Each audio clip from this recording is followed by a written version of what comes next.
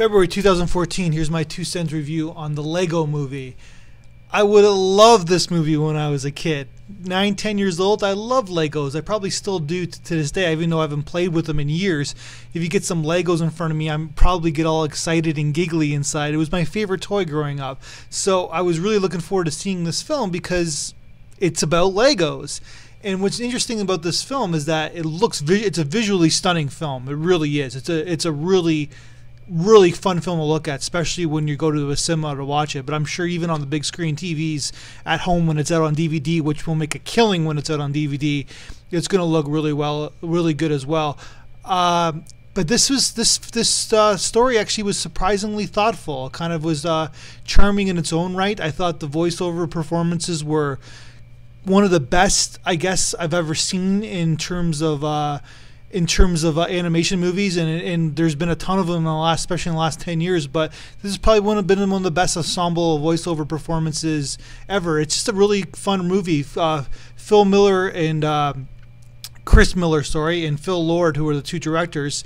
I just recently did a podcast on the two winners of one of our spec screenplay contests, and it's almost like we were talking about partnerships and teaming up, and it's almost this team concept has been around for a long time in the corporate world, in the advertising world, of course, in the movies.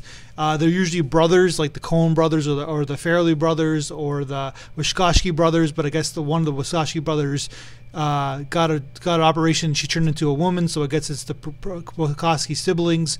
But these partnerships are they work really well, and we were talking about that and about how each person has its strengths and weaknesses. Each person has its obsessiveness, but it's almost like two brains in one. And if you really get along and there's no ego involved, you get a film like the Lego Movie. These guys are on its way. They're doing live action. They did 21 Jump Street. They're doing TV pods. I think they did the Brooklyn Nine-Nine. They set the template for the Brooklyn Nine-Nine TV show, which is getting rave reviews and awards and all that. And they're doing 22 Jump Street. Now they did Cloudy with a Chance of Meatballs, which I wasn't a big fan of, but it looks visually stunning. So these guys know what they're doing. The Lego Movie is easily the best film of 2014, even though it's still February, but I'm sure it will last a long time. And it just made a shitload of money. Pardon my French, parents. I apologize for saying that, but it made a lot of money at the box office, and it's especially for February.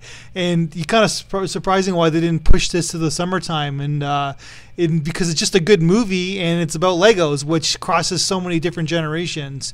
I wonder, it made almost $70 million in February. It could have easily made $120 million, $130 million in the summertime. I'm curious why they chose this, but hey, everything's out there. It seems like the template is changing in terms of movies. Good on the Lego Movie. That's my 2 cents.